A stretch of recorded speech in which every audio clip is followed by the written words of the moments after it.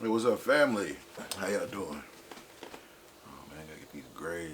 You know, the older I get, the more I realize gray hair ain't going nowhere. I'm just gonna keep multiplying. But I embrace it, the wisdom. All right, y'all. So I gotta explain my hiatus, but it was for good reason, and it was to do a journey that I feel was necessary, and I think will help somebody. But I bought a house, or me and my wife bought a house, and it was truly stressful experience. And when I say stressful, I cannot, there's no video that I could show you that could explain how I felt. There's no, nothing. There's no way that I could explain it other than saying, I'm glad I didn't go to jail.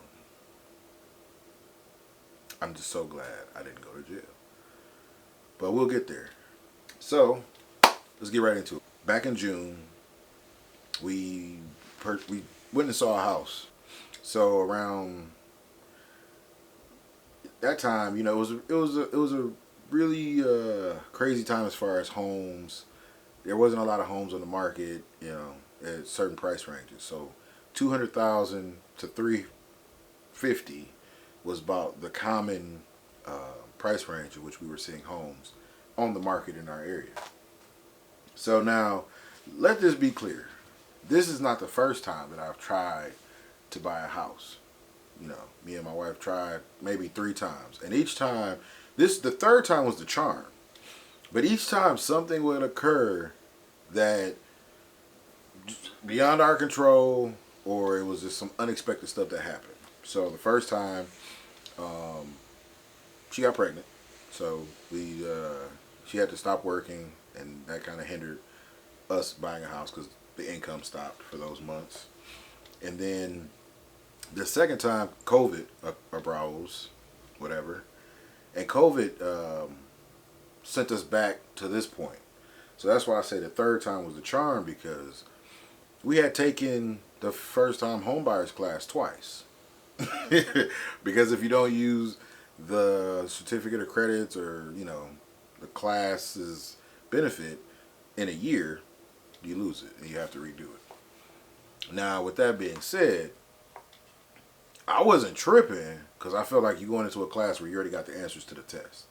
You know what I mean?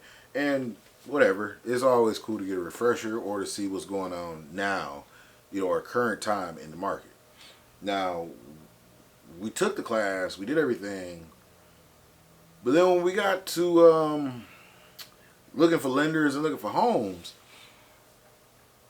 none of that stuff kind of was helping. Because at the time it was pandemic, and people weren't doing home inspections like the class taught us you should. So now we're in the market, and the market is chaos.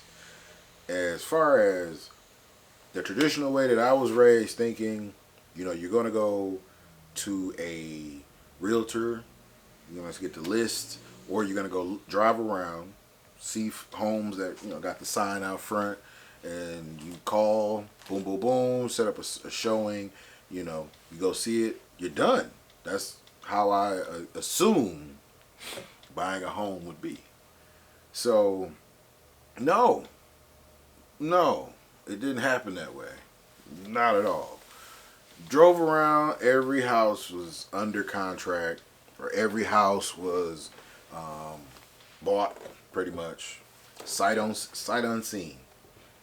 Sight unseen. When I say companies are buying up homes left and right, they don't care. They're just, oh man, that house is on Zillow. Looks all right. Buy it, refurbish it, they resell it, or they rent it.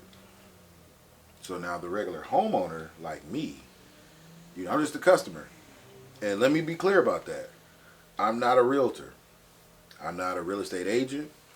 I am not a appraiser, mortgage lender. I am none of that.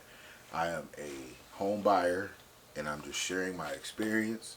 And I hope that this helps someone, because I know the crisis will eventually flip, and then there'll be a bubble, and then it'll burst, and then we'll have a housing crisis.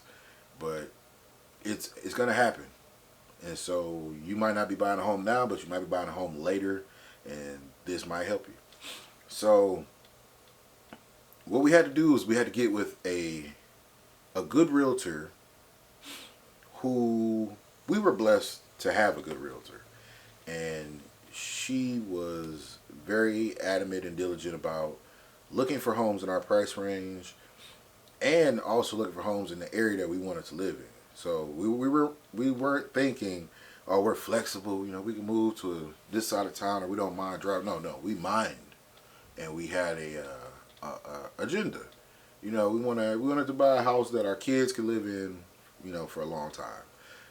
We want to keep for a long time, or we could end up renting, or you know, something like that. We didn't need a starter home because we already had kids. So, you know, we got it. We understood the structure, but that is why we also waited so long to buy a home, because we knew we needed to have our credit in certain conditions in order to achieve our goal.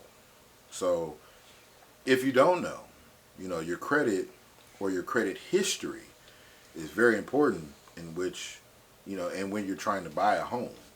So let's say you just got your credit together 2-3 years ago. It's pretty short for, you know, to have your credit in a decent range as far as how they count it. So your accounts aren't your positive accounts won't be very old in their eyes. So they don't really look at it as trusted credit yet. Now, once you get into that 5-year range, 6-year range, then it's somewhat okay. I mean, honestly, the scale varies per lender. So some lenders want a 10 years of good credit to give you over a certain amount in a conventional loan, where if you have other, you know, forms of credit that's not the best, then they're probably going to give you the FHA, which has restrictions, but people, you know, they'll ride with it because the restrictions aren't deadly. It ain't like, oh my God, I got to get with my firstborn child. But, you know, you can't rent the home, and you probably got to live in the home for the first however many years. And that's probably what you're doing it for, unless you're getting into, you know, flipping homes, blah, blah, blah. Now, that's not what we're doing. You know, we're buying a home because we're tired of renting. We out of that. And for me, I never looked at the home buying process as necessary, because growing up, I lived in a home. My mom bought a house, but I knew people that rented, you know. I knew people that had multiple homes that they were landlords. And I guess I was lazy. And I never thought of it in the sense of, you know, it is a way to help yourself build up a little bit of money. And when I say that, you know, it's 2021. I grew up thinking the whole motto of, you know, building generational wealth was in the home buying process and acquiring land and stuff like that, which it is. But it is also a capitalistic society, so you don't have the leverage to purchase high value homes or high value property. It's probably not in your best interest to get into that realm. And with that being said, if you don't have a way to generate the income needed, why would you consider it?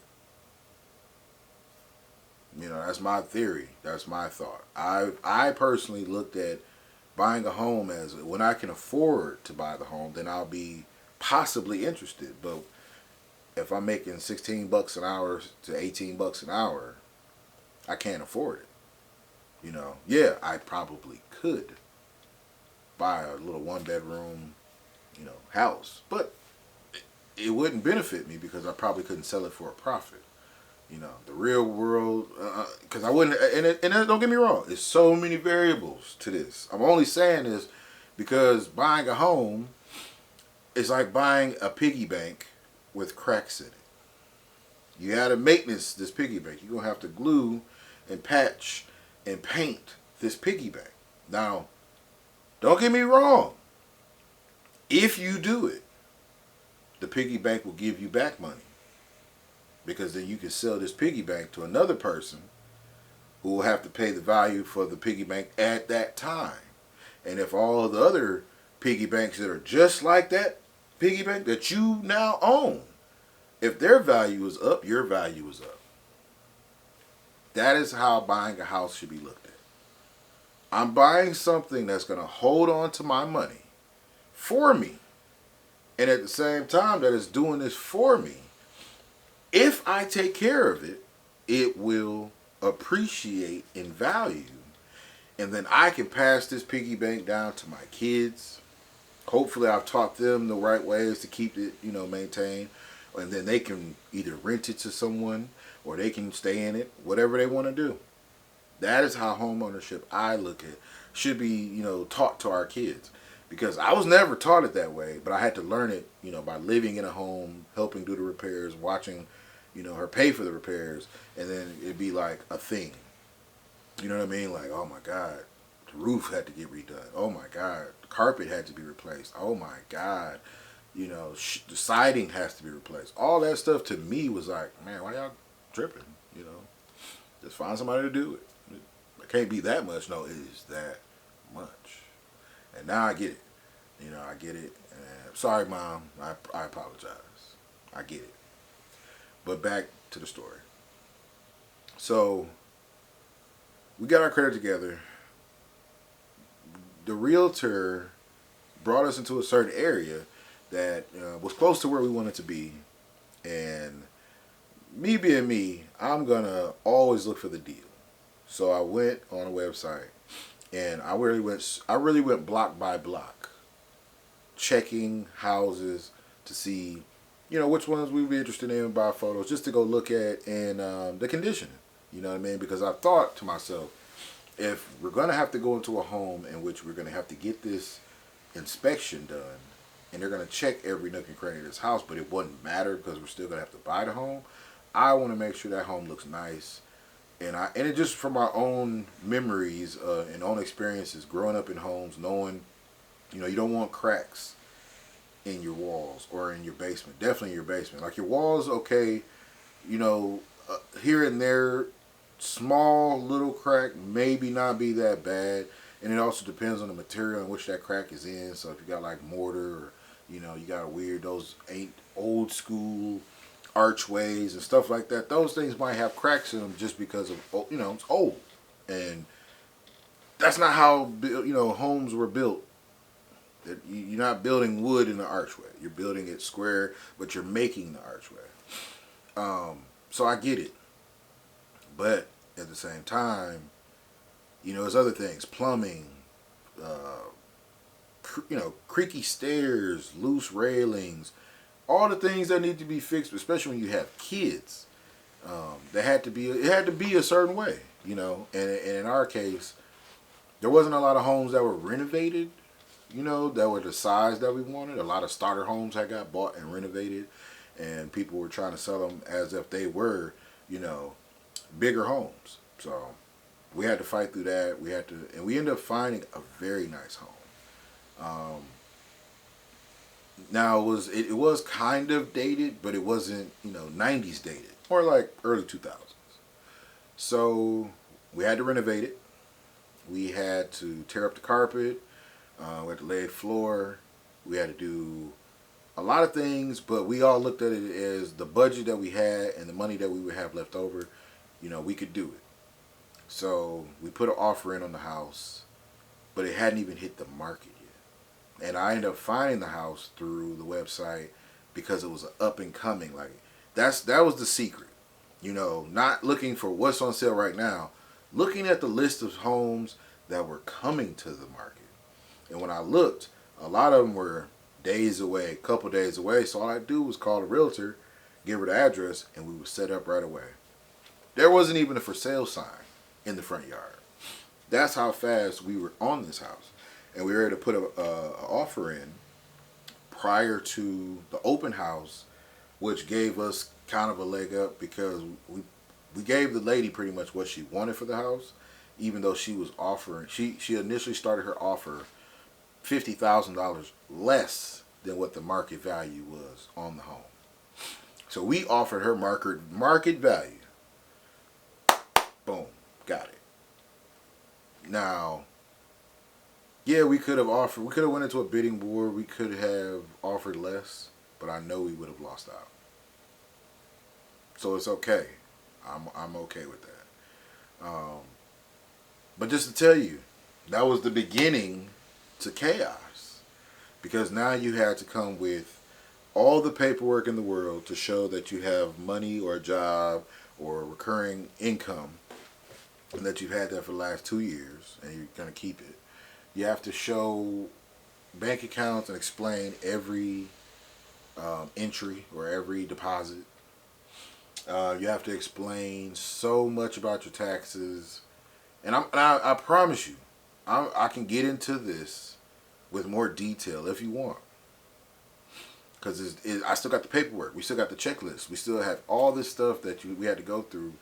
I mean, every other day we're emailing somebody different information or different financial information.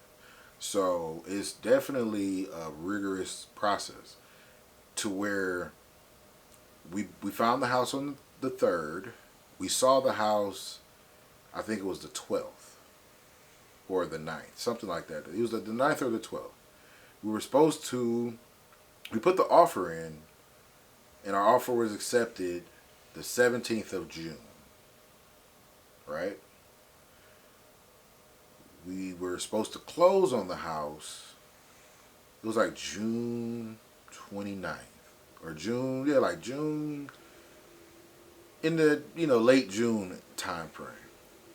And then we got hit with the left field.